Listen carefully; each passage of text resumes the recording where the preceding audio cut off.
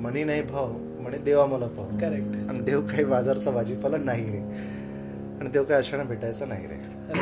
मग याचा अर्थ जर समजा भावच नसेल आणि तुम्ही फक्त शरीर घेऊन बसलेला आहात तर मग ते कळणार नाही. ते तुमचं नातं तसं सदृढ आणि ते नातं तुमचं घट्ट बनणार नाही. जोपर्यंत नातं घट्ट बनणार नाही तोपर्यंत गुरुंना काय, तुम्हाला गुरु तुमच्यावरती कृपा कसं करणार किंवा ईश्वर तुमच्यावरती धावून कसं येणार. आणि ते करताना ती जी उष्णता आहे आईची, ती जी उष्णता आपल्या शरीराला पूर्णपणे कम्प्लिटली चौफेर बाजूने ती उष्णता अशी समोर येते. ओके.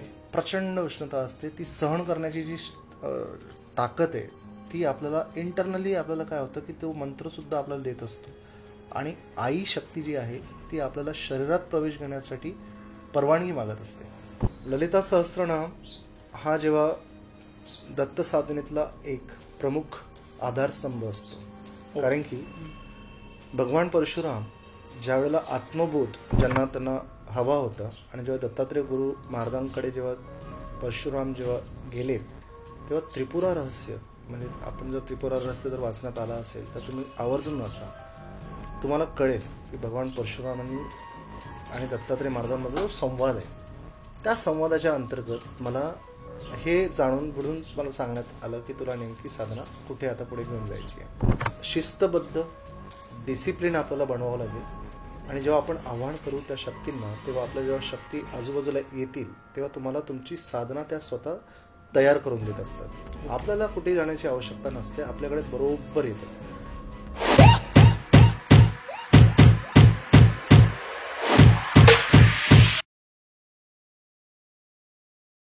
तर दादा, मागचा जो एपिसोड होता ध्यानातून ज्ञानाकडे, आणि त्याच्यावर आपण खूप डिटेलमध्ये चर्चा केली होती. खूप काही गोष्टी तुम्ही सांगितल्या होत्या, नवीन होत्या लोकांसाठी. आणि त्या पॉडकास्टनंतर खूप जणांचे प्रश्न आले की ध्यान ह्या गोष्टीवरती डिटेलमध्ये व्हिडिओ हवा आहे त्यांना. तर आजच्या पॉडकास्टमध्ये आपण डिटेलमध्ये ध्यान ह्या विषयावर बोलूया. साधना कशी करायची, साधनेमध्ये पण भरपूर लोकांना प्रश्न आहेत, ते आजच्या पॉडकास्टमध्ये आपण कव्हर करायला ट्राय करूया. अवधूत चिंतन श्री गुरुदेव दत्त. नमो गुरुवे वासुदेवाय. सर्वप्रथम सागर, पुन्हा एकदा तुझं मनापासून आभार मानतोय. आणि महाराष्ट्रामधून जे काही मला जे मार्गदर्शनाच्या संदर्भात जे काही कॉल्स आलेत आणि बऱ्याच खूप असे सत्पुरुष आहेत की ज्या लोकांनी मला कॉलवरती अभिनंदन केलं काही गोष्टींसाठी, तर सर्वप्रथम मला तुझे हार्दिक आभार मानायचे. कारण की हे माध्यम दत्तगुरूंनी ठरवलेलं हे जे माध्यम आहेत आणि तुझ्या माध्यमातून हा लोकांपर्यंत एक ज्ञान आपण पोहोचवतोय, हे दत्तगुरूंचं ज्ञान आहे. आणि मी अशा साधकांना अभिवादन करतोय आणि अशा साधकांना खूप खूप खूप खूप मी मनापासून आणि हृदयापासून त्यांचं आभार मानतोय की त्यांच्या साधनेमुळे, त्यांच्या रोजच्या करत असलेल्या अथक परिश्रमामुळे या वायुमंडलामध्ये जो काही एक प्रभाव पडतोय ते हा साधनेचा हा प्रभाव आहे. ओके. असं म्हणायला हरकत नाही. त्यामुळे प्रत्येक साधकांचं मी इथे मनापासून आभार व्यक्त करतो. आणि जे जे मार्गदर्शन दत्तगुरू करतात, जे जे मार्गदर्शन थोडे स्वामी महाराज करतात, या देहातून जे जे काही आता पडेल हेच त्यांच्याच मार्गदर्शनातून ज्या गोष्टी मी तुम्हाला आता सांगणार आहे, या छोट्याशा तोडक्यात ज्ञानातून जे काही मी तुमच्यासमोर ठेवेल, तर प्लीज हे तुम्ही आवर्जून बघा एकदा. नक्की नक्की. तर आपण ध्यान ह्या टॉपिकला डिटेलमध्ये स्टार्ट करू.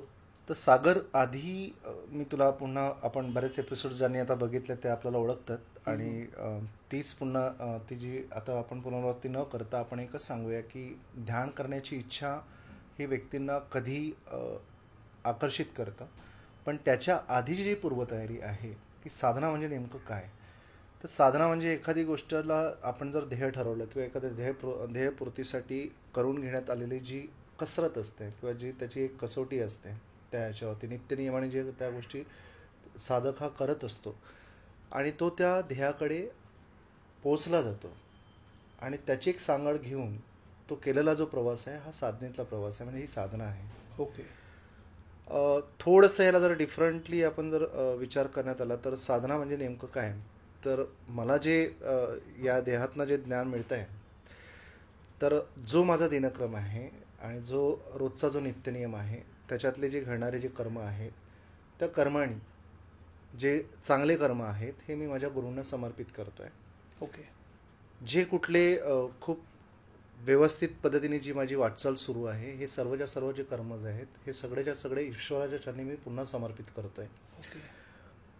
या देहातनं किंवा या मुखातनं कोणाचं मन दुखवू नये, कुठलाही शब्द वाईट जाऊ नये, कुणाबद्दल द्वेष करू नये, कोणाबद्दल राग करू नये, कोणाबद्दल स्वतःबद्दल अहंकार बाळगू नये.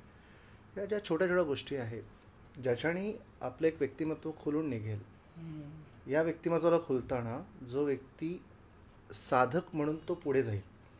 तर ह्या गोष्टींची केलेली सांगड आणि हा दिवसाचा जो ठरलेला जो नित्यक्रम आहे यालाच मी साधना म्हणेल. पहिली गोष्ट फक्त ईश्वरासमोर बसणं आणि त्या आसनावर बसून फक्त मंत्रजाप करणं आणि दुसऱ्या ठिकाणी तुम्ही दुसऱ्यांचा द्वेषभाव करणं किंवा दुसऱ्यांना तुम्ही स्वतः अहंकार एखाद्या व्यक्तीला शो करणं करेक्ट ही काही साधना नाही. तर त्यामुळे साधना एका सिंपल भाषेमध्ये जे मला कळली ती हीच आहे की कुणालाही न दुखवता ईश्वराप्रती समर्पण करणं आणि ईश्वराप्रती शुद्ध भाव ठेवणं आणि प्रत्येक व्यक्तीच्या सोबत जी झालेली काही जो व्यवहार असेल किंवा जे काही गोष्टी असतील त्याला प्रॉपर वेळी आपण समर्पित करून ती झालेली ती म्हणजे साधना आपण असं म्हणू शकतो. तर दादा साधना खूप जण करायला ट्राय करत असतात आणि काय होतं ना आजकालच्या या बिझी स्केड्यूलमुळे खूप जणांना धावपळीच्या जीवनामुळे खूप जणांना हे करताना ना खूप संकटं येतात. मध्ये मध्ये काही ना काही प्रॉब्लेम्स येत असतात. तर त्यांनी साधना आपण एक सरळ भाषेमध्ये तुम्ही कसं सांगाल की इझी वे काय असेल त्यामध्ये साधना करण्याचा?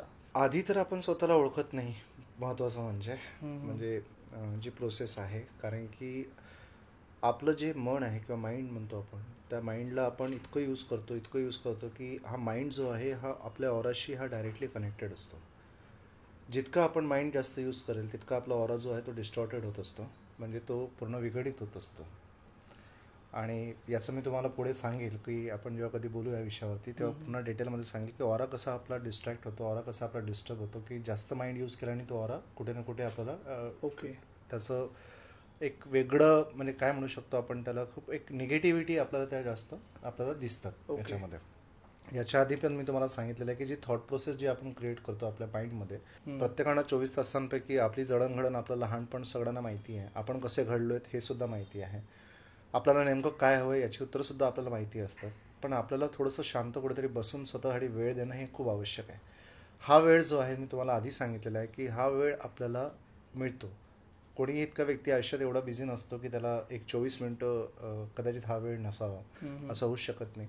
ॲटलिस्ट 10 मिनटं 15 मिनटं किंवा एक 5 मिनिट जो तुमच्याकडला जो अवधी आहे त्या अवधीला तुम्हाला कुठेतरी शांत बसून स्वतःबद्दल जाणून घेण्याचं जर असेल तर तुम्हाला स्वतःचं आभामंडल जो आहे त्या आभामंडलामध्ये आपण कसं सकारात्मक होऊ शकतो याच्याबद्दलची जर जाणीव करून घ्यायची असेल तर एक मंत्र घ्या. ओके. जो मंत्र तुम्हाला अगदी अतिशय जवळचा आहे किंवा ज्या मंत्राबद्दल तुम्हाला खूप सुंदर असे स्पंदनं जाणवतात, एक एनर्जी आपल्याला कुठेतरी अशी कनेक्ट करते, त्या मंत्राला उच्चार करा.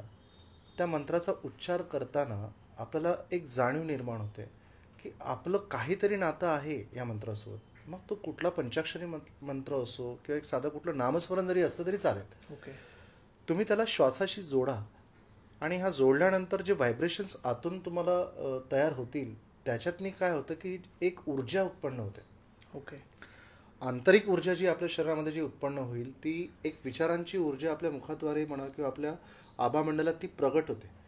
आणि कुठल्याही नकारात्मक ज्या बाजू ज्या असतील ज्या डायमेन्शन्सनी ज्या काही नकारात्मकता रोज दिवसभरातून येत असतात मग ते सेल्स प्रेशर्स असो किंवा एखाद्या कुठल्या वैयक्तिक कुठल्या अडचणीमध्ये किंवा एखादी कुठली रिलेशनशिपबद्दल असो किंवा water it may B J कुठलं असेल त्याला तुम्हाला फाईट करण्यासाठी तो मंत्र तुम्हाला अतिशय कारगर असतो आणि तो ब्रह्मास्त्र म्हणून तुम्ही वापर करू शकता. ओके. याच्या आधी मी तुम्हाला सांगितलं आहे की एक मंत्र दत्तगुरूंनी समोर ठेवला, दत्तमाला मंत्र हा समोर ठेवला.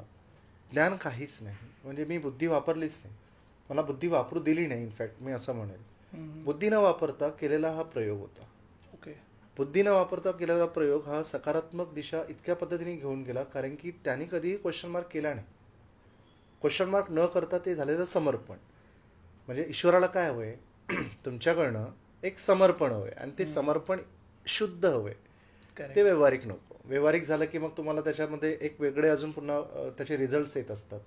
त्यासाठी ती जी समर्पणाची जी तुम्हाला वारंवार वारंवार हा एक वर्ड वापरतोय समर्पण, कारण की आपण समर्पण कोणाला करतोय हे खूप अतिशय आवश्यक आहे. मग समर्पण नात्यातलं असो किंवा मग समर्पण ईश्वराप्रती असो, पण ज्या व्यक्तीबद्दल आपण जे समर्पण करून सगळं काही आपण देतो त्यांना, तर तो जो भाव असतो तो एकदम शुद्ध भाव असतो. आणि त्या शुद्ध भावनेतनं निर्माण झालेली जी ऊर्जा असते ती अतिशय प्रभावी असते. आणि त्या ऊर्जेतनी उत्पन्न झालेली स्पंदनं जी आहेत ती लोकांना तुमच्याकडे येण्यासोबत आकर्षित करतात. ओके. आणि हे एकदा आकर्षण आलं की तुम्हाला काय होतं की तुम्ही कुठेतरी समजा गर्दीत जरी असाल तरी तुम्हाला ओळखणारी व्यक्ती ती आपोआप ती तुमच्याकडे अट्रॅक्ट होऊ शकतं. ओके. बिझी शेड्यूल सगळ्यांचाच असेल आयुष्यामध्ये, पण त्याच्यातले 24 मिनटं एक घटका आपण जर काढू शकलो, त्या घटकेतली साधना काय असते हे शक्ती तुम्हाला स्वतः शिकवतात. पण त्यासाठी जी ही पूर्वतयारी मी तुम्हाला सांगतोय, सकाळी उठल्यानंतर पापणी उघडल्यापासून तर रात्रीला पापणी बंद करण्यापर्यंत दिवसभरातला जो आपला नित्यनियम आहे किंवा दिवसभरातला जो आपला दिनक्रम आहे, हा ईश्वराला समर्पित आपण प्रत्येक कर्मात जर केलेत, गुरूंना आपण आजूबाजूला ठेवलं आणि गुरु माझ्या आजूबाजूला आहेत आणि गुरु माझ्या सोबत आहेत, गुरु माझ्या हृदयामध्ये स्थान करून बसलेले आहेत, ईश्वर माझ्या मुखात आहे, तर दोन्ही गोष्टी बघा. कोणाबद्दलचे एखादा थॉट जरी वाईट येत असेल तर तो थॉट ब्लॉक होतो, तो थॉट येत नाही. आपण सगळ्यांना इक्वली बघतो. दुसरी महत्त्वाची म्हणजे आपण जे बोलणार त्याच्यामध्ये जर समजा कंठामध्ये सरस्वती असेल, गुरु असतील, तर ते कोणाबद्दल वाईट बोलणारच नाही, तुमची वाणी मधुर होईल. दिवसभरातला हा जो क्रम आहे हा ईश्वराला समर्पित करा. ईश्वराला समर्पित केला, प्रत्येक कर्मात समर्पित केलात की तुम्हाला एक तुमचं व्यवस्थित पद्धतीने काय होतं की ती एक साधना ऑलरेडी होत असते. ओके. आवश्यक नाही की तुम्ही बसलातच पाहिजे मग तिथे, ही सुद्धा एक साधना आहे. मग तुमच्या वर्क कल्चरमध्ये असो, तुमच्या कलिगसोबत तुमचं कम्युनिकेशन असो, तुमच्या बॉससोबत तुमचं कम्युनिकेशन असो, कोणी तुम्हाला टार्गेट करतोय, कोणी तुम्हाला खूप डिच करतोय, what ever it may be, जे काही असेल त्याला कसं तुम्हाला टॅकल करायचं आहे, कसं तुम्हाला ॲक्सेप्ट करायचं आहे, कसं त्याला तुम्हाला रिस्पॉन्ड करायचं आहे, ह्या सगळ्या गोष्टी तुम्हाला इंटरनली आपोआप आपोआप हळूहळू येणं सुरू होईल. पण Okay. त्यासाठी शिस्तबद्ध डिसिप्लिन आपल्याला बनवावं लागेल. आणि जेव्हा आपण आव्हान करू त्या शक्तींना, तेव्हा आपल्या जेव्हा शक्ती आजूबाजूला येतील तेव्हा तुम्हाला तुमची साधना त्या स्वतः तयार करून देत असतात. Okay. आपल्याला कुठेही जाण्याची आवश्यकता नसते, आपल्याकडे बरोबर येतात. तुझ्या पॉडकास्टमध्ये आल्यापासून जवळपास इतक्या असंख्य लोकांचे कॉल्स आलेले आहेत की ज्यांना मी तेच मार्गदर्शनामध्ये जे काही माझ्याकडनं या देवाकडनं शक्य होते आणि दत्तगुरू ज्या पद्धतीने मला मार्गदर्शन करतात तेच मार्गदर्शन मी पुढे त्यांना समोर करतो आहे. त्याच्यामध्ये मला ह्याच गोष्टी सांगायच्या आहेत की कुठलीही गोष्ट आपण जेव्हा करतो त्या गोष्टीला करताना त्या गोष्टीचं समर्पण, त्या गोष्टींचा जो काही असेल भाव असेल हा ईश्वराला समर्पित करा. तुमच्याकडनं कुठलेही वाईट कर्म जरी झालेत, अननोनली जरी झालेत काही गोष्टींची, तरी तुम्ही क्षमा करा त्या गोष्टी किंवा क्षमा मागा त्यांना. आणि हा रोज असा डेली रुटीन सेट केलात तर मला नाही वाटत हे अशक्य असेल कुठली गोष्ट. कारण की ज्या दिवशीपासनं मी या प्रोसेसमध्ये म्हणजे ही फिजिकल बॉडी जी आहे या प्रोसेसमध्ये जेव्हापासून इन्व्हॉल्व झालेली आहे तेव्हापासनं मी रोज हे रोज अनुभव मला येत असतात. रोज मला पण आहेत काही प्रेशर्स असतात, सगळ्यांनाच असतात, पण ते हँडल करण्याची जी सिच्युएशन म्हणा किंवा त्याला संयमाने कसं हँडल करायचं आहे ही सुद्धा मग ती परीक्षाच असते ना. तर ती परीक्षेमध्ये आपल्याला कसं पास करायचं असतील ते गुरु आपल्याला तसे मार्गदर्शन करतात त्याच्यातून. त्यासाठीच आपल्याला एक मंत्र घ्यायचा आहे. या मंत्राचं उच्चारण करताना त्याचा भाव समजायचा आहे. बघा, तुकडोजी महाराजांनी आपल्या भजनात म्हटलेलं आहे, मनी नाही भाव म्हणे देवा मला पाव. करेक्ट. आणि देव काही बाजारचा भाजीपाला नाही रे, आणि देव काही अशाने भेटायचा नाही रे. मग याचा अर्थ जर समजा भावच नसेल आणि तुम्ही फक्त शरीर घेऊन बसलेला आहात तर मग ते कळणार नाही. ते तुमचं नातं तसं सदृढ आणि ते नातं तुमचं घट्ट बनणार नाही. जोपर्यंत नातं घट्ट बनणार नाही तोपर्यंत गुरूंना काय, तुम्हाला गुरु तुमच्यावरती कृपा कसं करणार किंवा ईश्वर तुमच्यावरती धावून कसं येणार. करेक्ट. ते नातं घट्ट ठेवा. जसं आपल्या आईसोबत असतं, आपल्या बाळासोबत असतं, आपल्या वडिलांसोबत असतं, तसं नातं आपल्या ईश्वरासोबत, तसंच आपली समर्पण गुरुबद्दल असणं आवश्यक आहे. हे जेव्हा होईल तेव्हा आपल्याला तो मंत्रसुद्धा व्हायब्रेट करेल, तो मंत्रसुद्धा आपल्याला भाव देईल, तो मंत्रसुद्धा आपल्याला तो उच्चार व्यवस्थित करून घेईल त्या सगळ्या गोष्टींसाठी. आणि तो मंत्रच तुम्हाला ती ऊर्जा उत्पन्न करेल आणि तो जवळपास तो तुमच्या ऑरामध्ये इतका घट्ट पकडेल की कोणी जरी समजा तुम्हाला टार्गेट करण्याचा प्रयत्न जरी केला तरी त्या शक्ती तुम्हाला सपोर्ट करतील. ओके. तुम्हाला कोणाच्याही मार्गदर्शनाची गरज नाही या पद्धतीमध्ये. म्हणून ती साधना जी आहे हे गुरु स्वतः तुमची तयार करून देतात. ओके. ते सूक्ष्म रूपाने असो, मग देदारी गुरु जर लाभले तर देदारी गुरु तुम्हाला ती साधना तयार करून देतात. आणि या साधनेच्या अंतर्गत मग आपल्याला ती साधना आयुष्यभर कंटिन्यू ठेवली की मग आपल्याला काय होतं की त्याचे रिझल्ट्स जे आहेत ते ॲटोमॅटिकली येतात आणि आपल्याला आपलं ध्येय कळतं. ओके. आणि ध्येयपूर्ती करणंच हीच म्हणजे साधना असते त्या गोष्टींची, की तुमचं ध्येय काय आहे साधनेच्या प्रती. तर साधना हे ईश्वर प्राप्तीसाठी आणि मोक्ष प्राप्तीसाठी असावी, याला म्हणतो आपण साधना. ओके. हां. खूप छान पद्धतीने तुम्ही एक्सप्लेन केलात. आणि लोकांना वाटतं की साधना म्हणजे एक ठिकाणी बसून ती तशीच झाली पाहिजे, पण तुम्ही जसं म्हणालात की माणसाच्या बिझी स्केड्यूलमध्ये पण तो कामावर असेल नाहीतर कुठेही ट्रॅव्हल करत असेल, ते जे नाम जप जरी तो करत राहिला तरी पण ती खूप मोठी गोष्ट आहे. आणि तुम्ही आता जसं लास्टला म्हणालात की ते जे नाव तुम्ही घेताय, जो मंत्र आहे, तो मंत्र तुम्हाला सर्व गोष्टीमध्ये तुमच्या सोबत असतो, म्हणजे तुम्हाला तो प्रोटेक्ट करतो. ते नाव घेऊन घेऊन जेव्हा तो मंत्र ॲक्टिवेट होतो तेव्हा तो तुमच्यासाठी कामही तसं करतो. पण त्यासाठी गरजेचं हे आहे की तुम्ही कितीही तुमच्या लाईफमध्ये बिझी असाल, हे नामजाप करणं नाहीतर साधना सिम्पल वेमध्ये हेच झालं की तुम्ही नाव घ्या देवाचं, पण ते चांगल्या भावाने घ्या. ते कनेक्ट झालं पाहिजे देवापर्यंत. अगदी खरं आहे. आणि आधी पण सांगितलं की साधना हा मी या फिजिकल बॉडीमध्ये मी स्वतःला अजूनही साधक नाही समजत आहे साधक. ओके. अजूनही कुठेतरी मला असं वाटतं की मग कुठेतरी गुरूंची कृपा आहे, नो डाऊट, पण अजून तयारी करणं आवश्यक आहे. ती तयारी त्या स्तरावरती जेव्हा पोहोचेल आणि त्या पोचवण्यासाठी जो बॉडीचा जो ताप आहे, ताप म्हणजे काय, सोलून काढतात, एक लक्षात ठेवा. ओके. हा वर्ड वापरतोय, सॉरी. दत्तगुरूंची परीक्षा ही साधी नाही. तुम्हाला सर्व काही देऊन जातील पहिल्या स्टेजवरती. सेकंड स्टेजला तुम्हाला ज्या तुमच्या इच्छा आकांक्षा ज्या काय आहेत त्या पुरवल्या जातील. ओके. आणि थर्ड स्टेपवरती तुम्हाला एकटं सोडतील, हे लक्षात ठेवा. तिथे तुम्हाला कोणी नसेल.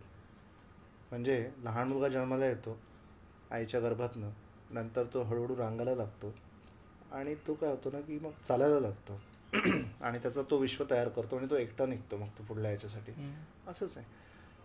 तर त्या संदर्भामध्ये जर तुम्ही विचार केलात, ती साधना तुम्हाला करून घेणारे जे आहेत हे करून घेतल्या जाते, हा विषय मी नाही करत. हा विषय हा सोडून द्यायचा. मीपणा येतो त्याच्या आणि अहंभाव येऊ शकतो. त्यामुळे साधना ही जे करून घेतल्या जाते तेव्हा ते सुटेबल जी सोल आहे. ओके. मी तुम्हाला आधीच्या एपिसोड्समध्ये तुम्हाला सांगितलं आहे की ती आत्म्यांची निवड असते. काही लोकांना आयुष्यभर साधना नाही करणार, तुम्हाला सांगतो. पण वैभवशाली असतील, श्रीमंत असतील, खूप सारे त्यांना मटेरियलिस्टिक लाईफमध्ये ते ऑलरेडी खूप नेम फेम मनीच्या याच्यामध्ये ऑलरेडी असतील, त्यांना त्या साधनेची त्यांनी त्या वेगळ्या फॉर्ममध्ये त्यांनी ती साधना डेव्हलप केलेली असेल. आपण स्पिरिच्युअल वेनी आपण ही साधना समजून घेण्याचा प्रयत्न करतोय. नामस्मरण हा सगळ्यात मोठा ब्रह्मास्त्र आहे कलियुगातला. हे आधी पण बऱ्याच लोकांनी सांगितलेले आहेत आणि खूप संत सांगून जातात. नामस्मरणाने काय होतं की आपण समर्पण ऑलरेडी चालू असतं, आतून व्हायब्रेटिंग एनर्जी आपल्याला ती सपोर्ट करत असते आणि त्याच्याने येणारी जी इंट्युशन्स आहेत ती बऱ्यापैकी आपल्याला चांगल्या थॉट्ससाठी ते काय होतात की ते आपल्याकडे येत असतात. ओके. घडणाऱ्या चुका आपल्याकडनं, त्या चुकांच्या आधीचे संकेत हे सुद्धा आपल्याला येत असतात की ही गोष्ट चुकीची आहे, ही गोष्ट मला नाही करायची आहे, मी नाही करू शकत, ही चुकीची गोष्ट आहे. म्हणजे प्रत्येक छोट्या छोट्या ज्या पॉईंट्स आहेत हे तुम्हाला ऑलरेडी अशी शक्ती तुम्हाला सपोर्ट करणं सुरू करत असते. हे लक्षात घ्या साधनेच्या मार्फतमध्ये. आता दत्तगुरूंनी जी सांगितलेली साधना मी पूर्ण डिटेल नाही सांगू शकत, पण तुम्हाला एवढं सांगतोय की मला मंत्र हा एकच होता. मला मंत्रांचा जाप त्यांनी करून घेतला. किती करावा हे त्यांनी डिसिजन घेतलेलं आहे. ओके. देह हा जेव्हा ठेवण्यात आला आसनावरती तेव्हा त्या देहाचं कुठे काय दुखतं आहे, काय घाम येतोय, काय येतोय याच्याकडे काही लक्ष नव्हतं. कारण की मला या लाईफमध्ये काय आणलं, मला या जीवनात आयुष्यात मला इथं का आणण्यात आलं, हा एकच प्रश्न घेऊन बसलेलो होतो मी. ओके. तो प्रश्न जिथपर्यंत मला सापडणार नाही तिथपर्यंत ही साधना सुरू राहील. हा शेवटचा मी त्यांना केलेला संकल्प अबाधित होता, अजूनही अबाधित आहे काही गोष्टींसाठी. उकल झालेली आहे, पण जेव्हा ती पूर्ण कम्प्लिटली होईल, जेव्हा वेळ ठरवेल काय नेमकं याचं उत्तर आहे, त्या वेळेला ती गोष्ट तुम्हाला जस्टिफाय करून देईल, हे लक्षात घ्या. ओके. दत्तगुरूंनी दत्तमाला मंत्राचं उच्चारणापासनं त्याचे बीजाक्षरं कसे उच्चारायचे, त्या बीजाक्षरावरती कुठे दाब द्यायचा, कुठे दबाव द्यायचा आहे, कुठे तो किती ताकदीने तिथे उच्चारायचा आहे, आणि त्या चेहऱ्यावरचे भावसुद्धा तो करताना तो कसा देवाला समर्पित करतो, या छोट्या छोट्या छोट्या छोट्या सुद्धा मॅन्युटली गोष्टी त्यांनी सांगितलेल्या आहेत, शिकवलेल्या आहेत. ओके. याच्यातनं तो देह काय झाला की शुद्धीकरण होणं सुरू झालं. म्हणजे देहातला आतले जो शरीर आहे तो शुद्धीकरण होतं, आणि हे शुद्धीकरण होत होत होत होत होत होत मग साधना हळूहळू हळूहळू काय झाली, डेव्हलप होत गेली किंवा ती समोर पुढे पुढे जात राहिली. ओके. पण आपल्या शरीरामध्ये शिव तत्व आहे आणि दुसरं आहे शक्ती, मस्क्युलर एनर्जी आणि फेमिनाईन एनर्जी आहेत.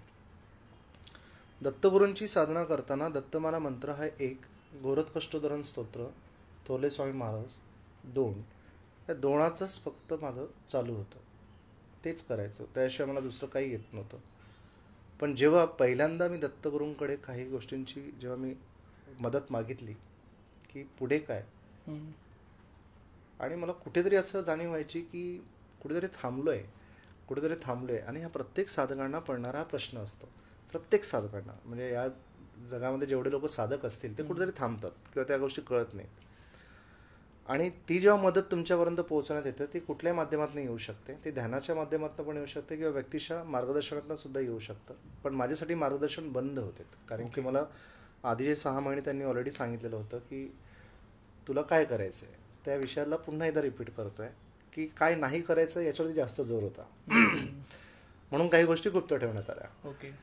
आणि हळूहळू ध्यान साधनेतनं हे कळायला लागलं की शक्तीची साधना केल्याशिवाय माझ्या या देहामध्ये जे लाभलेला हा जो देह आहे त्याला ती एनर्जी फॉर्म पूर्णपणे तो फ्लो होणार नाही, हे मला लक्षात आलं. आणि हे जेव्हा लक्षात आलं त्यावेळेला मला कळायला लागलं की मला दत्त उपासनेसोबत दत्तांची साधना केल्यानंतर मला शक्तीची साधना ही शिकवण्यात आली. ओके.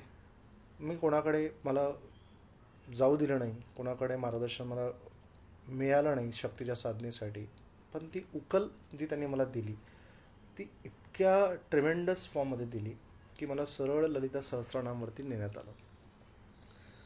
ललिता सहस्त्रनाम हा जेव्हा दत्त साधनेतला एक प्रमुख आधारस्तंभ असतो, कारण की भगवान परशुराम ज्यावेळेला आत्मबोध ज्यांना त्यांना हवा होता, आणि जेव्हा दत्तात्रेय गुरु महाराजांकडे जेव्हा परशुराम जेव्हा गेलेत तेव्हा त्रिपुरा रहस्य, म्हणजे आपण जर त्रिपुरा रहस्य जर वाचण्यात आला असेल तर तुम्ही आवर्जून वाचा, तुम्हाला कळेल की भगवान परशुरामांनी आणि दत्तात्रेय महाराजांमध्ये जो संवाद आहे त्या संवादाच्या अंतर्गत मला हे जाणून बुडून मला सांगण्यात आलं की तुला नेमकी साधना कुठे आता पुढे घेऊन जायची आहे. म्हणजे याचा अर्थ होतं ललिता सहस्त्रनाम आलं. मग ललिता त्रिपुर सुंदरीबद्दल जी काही मला जाणीव होत होती की आई आहे, जननी आहे, आणि मला त्यांचं केल्याशिवाय नाही होणार शक्य, तेही ज्या वेळेला हे कळलं त्यावेळेला ललिता सहस्त्रनाम मला पाठ करून घेण्यात आलं.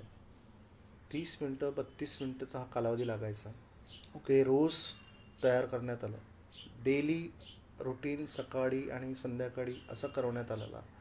म्हणजे ते केल्याशिवाय मला ते चैनच पडत नव्हतं. आणि आता बघा सिलेबस तुमचा तयार होईल, म्हणजे एक तुमच्या त्या सिलेबसमध्ये एक गोष्ट काय होतं ॲड ऑन होत असतं, हे लक्षात ठेवा. म्हणजे दत्तात्रेय महाराजांनी बरोबर दत्तमाला मंत्र जो या जन्माला लाभला, थोरले महाराजांचं घोरत कष्टोधरण स्तोत्र जे संकटसमयी जे आपल्याला कामात पडेल, आणि या मंत्राने ज्या पद्धतीचे अनुभव आहेत ते अजून वेगळे आहेत. ललिता सहस्त्रनामने एक वेगळी ऊर्जा शरीरामध्ये दिली. कुंडलिनी जी आहे त्याचा प्रवाह जो ललिता सहस्त्रनाममध्ये येतो ते वेगळ्या पॉवरफुल व्हायब्रेशन्स असतात. ते पॉवरफुल व्हायब्रेशन्स त्यांनाच ते जाणवतात की ज्यांना तो ललिता सहस्त्रनाम त्या पद्धतीने तो मांडला जातो, तो त्या पद्धतीने ते करवून घेतलं जातं. आणि ते करताना ती जी उष्णता आहे आईची, ती जी उष्णता आपल्या शरीराला पूर्णपणे कम्प्लिटली चौफेर बाजूने ती उष्णता अशी समोर येते. ओके. प्रचंड उष्णता असते. ती सहन करण्याची जी ताकद आहे ती आपल्याला इंटरनली आपल्याला काय होतं की तो मंत्रसुद्धा आपल्याला देत असतो. आणि आई शक्ती जी आहे ती आपल्याला शरीरात प्रवेश घेण्यासाठी परवानगी मागत असते. ओके. याच्यात बरेच सारे साधक असतात की त्याच्यात कन्फ्यूज होतात की ही जी ऊर्जा आहे, ही जी येणारी जी पॉवर आहे, पॉवर म्हणू शकतो आपण किंवा तिथला शक्ती आहे, ही तुमच्या तळपायाच्या बिलकुल टोकावरती, कुणाला मांडीच्या पाठवरती, कुणाला डाव्या साईडवरती, शरीराच्या चौफेर बाजूने तुम्हाला उष्णता जाणवेल. इतकी उष्णता जाणवेल की प्रचंड तुम्हाला भीतीदायक पण वाटू शकतं, पण न घाबरता परवानगी द्या. ते शक्ती आहे. त्या शक्ती तुमच्या शरीरात प्रवेश करून तुम्हाला ती जी एनर्जी आहे ती खालून मूलाधारापासून ती काय करते, वर वर वर वर पुढे पुढे पुढे पुढे नेत असते. ओके. आणि ती कम्प्लिटली तुमच्या पूर्ण या बॉडी पोर्शनच्या वरपर्यंत ती ट्रॅव्हल करते. हे ललिता सहस्त्रनाम आहे. सेकंड, मी जेव्हा ही फिजिकल बॉडी जेव्हा घरातून बाहेर पडायची आणि पडल्यानंतर हे सुरूच होतं. आणि सुरू असताना मला कुठेतरी जाणीव व्हायची की मला काही गोष्टींची अजून तयारी करायची आहे आणि काही गोष्टी पुन्हा कळत नव्हत्या की नेमकं पुन्हा कुठेतरी मी कमी पडतो आहे. ओके. कुठे कमी पडतो आहे, तर एखाद्या व्यक्तीसोबत कुठेतरी चाललो आहे पण ते काम होत नाही आहे किंवा ते काम कुठेतरी मला अडतं आहे. कोणीतरी असा विषय असतो की तो कुठे ना कुठे मला ब्लॉक करतो आहे काही गोष्टींसाठी, ज्याच्याने माझं उदरनिर्वाह चालेल किंवा मी कुठेतरी जाणार पुढे. त्यासाठी मला खडगमाला स्तोत्र शिकवण्यात आलं. ओके. आणि खडगमाला स्तोत्रामध्ये सुद्धा त्याच्यासोबत शिकवताना खडगमाला स्तोत्र जेव्हा करवण्यात आलं तेव्हा मला जो जन्म, ज्या डेट ऑफ बर्थला जन्माला येतो आहे त्याची एक तिथी असते, जन्मतिथी. आता हे ज्ञान आहे, आता हे ज्ञान तुमच्यासमोर मी दत्तगुरूंच्याच माध्यमातून तुम्हाला हे सांगतो आहे की त्या आईला आपली सगळी जडणघडण माहिती असते, आपले सर्व जन्म माहिती असतात. ती युगायुगाची माझी आई आहे. तर ती माझी आहे, ती शरीराच्या आतमध्ये बसलेली आहे आणि ती माझी नित्यदेवता आहे. ओके. आता ही नित्यदेवता जी आहे हे तिथीनुसार आपल्याला जाणून घ्यायची असते किंवा ती माहिती करून घ्यायची असते. ओके. तर त्या तिथी नित्यदेवतेला जेव्हा मी आवाहन केलं त्या दिवशीला मला कळलं की ह्या तिथीलाच मी का जन्माला आलो. सध्या मी पंचमीला आलेलो आहे. पंचतत्वाची ती एक पंचमी आहे, तिथी आहे. ओके. म्हणजे पौर्णिमापासून 5वा दिवस ही पंचमी आहे. आणि त्या पंचमीचे जे काही तत्व आहेत किंवा ती जी काही देवता आहे ती जेव्हा मी अभ्यासली त्यावेळेला हे लक्षात आलं की तिचे जे गुण आहेत ते गुण सगळे माझे आहेत. ओके. म्हणजे ती माझी आई आहे. करेक्ट. तिचे जे शाडो गुण आहेत ते सुद्धा माझेच आहेत. कारण की मला प्रचंड राग येत होता, खूप मनस्ताप व्हायचा, लगेच काहीतरी मला उत्सुकता व्हायची, मन खूप चंचल होतं, खूप साऱ्या अशा गोष्टी होत्या. तेव्हा मला हे लक्षात आलं की मला नित्यनेमाने आईची या सेवा करायची पण आहे. म्हणजे बघा, शक्ती आहे, सुप्रीम पॉवर पण आहे, पण रोज नित्य उपासनामध्ये जी येणारी जी देवता आहे त्याला नित्यदेवता म्हणतोय. चंद्राच्या 16 कला जशा असतात तशा त्या तिथीनुसार तिथी नित्यदेवता असतात. त्या तिथी नित्यदेवतांची आपण जर समजा काय केलं, उपासना केली किंवा आपण जरी तिला स्मरण केलं तर मी काय करायचं, एकटं असल्याने काय होतं की कोणासोबत संवाद करायचा, कारण की त्याचे काही पर्याय होते, अवेलेबलच नव्हते. तर त्यामुळे त्या आईला सगळ्या काही गोष्टींचा मी स्मरण करायचं. आता बघा कोण कोण आहेत, गुरु आहेत दत्तात्रय महाराज, सोबत नित्यदेवता आहेत, सोबत अनुसूया आई आहे, थोरले महाराज आहेत, म्हणजे ही फॅमिली झाली, हा परिवार झाला. आता हा परिवारातला प्रत्येक गोष्टाचा जो आता कर्म होतोय दिवसभरातला, मला काय लागतं काय नाही, या सगळ्यांची जाणीव त्यांना शक्तींना होत असते. ओके. ती मदत पोहोचवण्यात येते. कारण की आईला बाळाची काळजी असते, पण बाळ रडत नाही ना. आपल्याला माहितीच नाही आहे की माझी नित्यदेवता कोण, नित्यदेवी कोण आहे. ती जेव्हा माहिती करून घेण्यात आली आणि जेव्हा मी ध्यानात त्यांना जेव्हा स्मरण केलं आणि जेव्हा ते स्मरण करताना ध्यानात त्या आईचं जे रूप आहे ते जेव्हा लक्षात आलं, त्यानंतर कळलं की पुन्हा कुंडलिनी एकदम रॅपिडली काय करत आहे, टर्न आउट करत आहे आणि एकदम प्रॉपर वेळ, जिथे ब्लॉक्स आहेत, काही काही ठिकाणी ब्लॉक्स असतात, कोणाचे आज्ञाचक्र खुलत नाही, कोणाचं अनाहत खुलत नाही, कुठे कुठेतरी ते ब्लॉक्स असतात आणि खूप वर्ष ब्लॉक असतात. ओके. त्यांच्यासाठी कदाचित हा उपाय खूप मोठा होऊ शकतो की तुम्ही त्या नित्यदेवीचं स्मरण करा, तर नित्यदिवस स्मरण केलं की लगेच तुम्हाला ती मदत आपोआप ती होत असते. ओके. म्हणजे याचाच अर्थ हे स्मरण केल्याने खडगमाला स्तोत्र केल्याने काय झालं की मला कुठेही ब्लॉक्स जे काही होते ते ब्लॉक्स मला क्लिअर झालेत. कारण की जेव्हा श्रीचक्र मी जेव्हा बघायचो, श्रीयंत्र बघायचो, त्या श्रीयंत्रामध्ये बघताना जेव्हा स्मरण करायचो तेव्हा जो ट्रँग्युलर फॉर्म होतं, त्या ट्रँग्युलर फॉर्ममध्ये ज्या 16 देवींची नावं घ्यायचो, 1 2 3 4 5 असं जेव्हा 16 देवींची जेव्हा नावं घ्यायचो तर तो लाईट्स जो राहायचा तो तिथे ॲक्टिवेट व्हायचा, ते ॲक्टिवेट होत होतं यंत्र. ओके. ओके. हे जेव्हा होत असताना ती एनर्जी आपल्याकडे अट्रॅक्ट होते, ते एनर्जी एंटर्ड करते, आपण परमिशन देतो, देन आपला ऑरा जो आहे हा एक डिफरंट वेनी तुम्हाला तुम्ही जाऊ शकता पुढे. हा झाला खडगमाला स्तोत्र. तिसरं होतं की आर्थिक स्टॅबिलिटी नव्हती, त्यासाठी श्री सुक्तम करवण्यात आलं. ओके. श्री सुक्तम हे मला जे करवण्यात आलं त्याच्यातले जे उच्चार होतं ते उच्चारसुद्धा त्या ऋचा ज्या होत्या, त्या ऋचा ऋग्वेदातल्या ज्या ऋचा होत्या त्या ऋचासुद्धा तशाच करवण्यात आल्या. त्याचे जे प्रोनाऊन्सिएशन होते ते सुद्धा तसेच करवण्यात आले जसे त्या वाचा आहे त्याच याच्याने. ते साधं वाचून नाही, नो, त्याला त्याच पद्धतीने करताना ते व्हायब्रेशन्स अजून ट्रिमेंडस फॉर्ममध्ये जेव्हा व्हायला लागलेत तेव्हा ती काय झालं की त्याचा पूर्ण एक फॉर्म तयार झाला. ओके. म्हणजे आपण दत्तांचं पण केलं आहे, पण सोबत अणगा लक्ष्मी आहेत हे विसरू नका, म्हणजे लक्ष्मी पण आहे. म्हणजे आपण शिव तत्वाला पण सुद्धा आपण जागा केलेलं आहे, जे समाधीस्थ आहेत. शिव म्हणजे समाधी, राईट. पण शक्ती म्हणजे काय, तर जगण्यासाठी ज्या गोष्टींची आवश्यकता लागेल त्यासाठी शक्ती ही आवश्यक आहे. म्हणजे तुमच्या साधनेत या दोन्ही गोष्टीचं संतुलन असणं खूप आवश्यक असतं.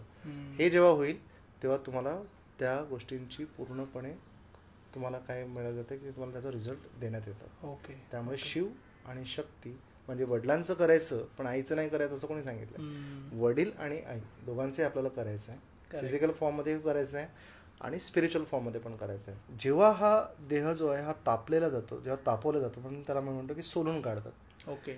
म्हणून आधीचे 12 तास मला काही वाटत नाही किंवा 9 तास काही वाटत नाही. ओके. काय वाटायचं त्याच्यामध्ये, काही आहे नाही, कारण की तो देह तापवण्यात आलेला आहे, कारण की तुम्हाला काहीतरी मिळणार होतं, पण ती तेवढी करून घेण्यात आलेली. आता ते काय आठवत पण नाही, बरोबर. ओके. सगळी स्मरणशक्ती तुमची हे करण्यात येतं. सेकंड, त्यावेळेलाच व्यक्तीला ध्यान आता कुठेतरी सुरुवात करण्याची जाणीव तयार होते आणि ही जाणीव शक्ती करून घेतात, कारण की त्यांना तुम्हाला काहीतरी द्यायचं असतं आणि देण्यासाठीच ते बसलेले असतात. म्हणजे तुम्हाला आता ते एक उपहार तुम्हाला देणार आहे ईश्वर, की बाबा आता तुला स्वतःला ओळखायचं आहे ना, तर तुझं आता डोळे मिटणार. आता डोळे मिटणार म्हणजे काय, तुमचा देह तुमचा आता रेडी आहे. ओके. तुमच्यामधले जे विचार येणारे होते ते विचार कुठेतरी आता स्टॉप होणार आहे. तुम्ही विचार जे होते त्या विचारांना टॅकल केलेलं आहे. मंत्रातल्या ऊर्जेतनी तुम्हाला काय झालेलं आहे की ती अशी ऊर्जा मिळालेली आहे की ध्यानात जाताना तुम्हाला आता 5 मिनिटामध्येच तुम्हाला काहीतरी जाणीवा सुरू होणार. कोणाला 10 मिनिटात होणार, कोणाला 20 मिनिटात होणार, पण सातत्य तिथे पण पाहिजे. म्हणजे सेंचुरी मारली आहे, 100 मारली आहे, आता 200कडे चाललो आहे.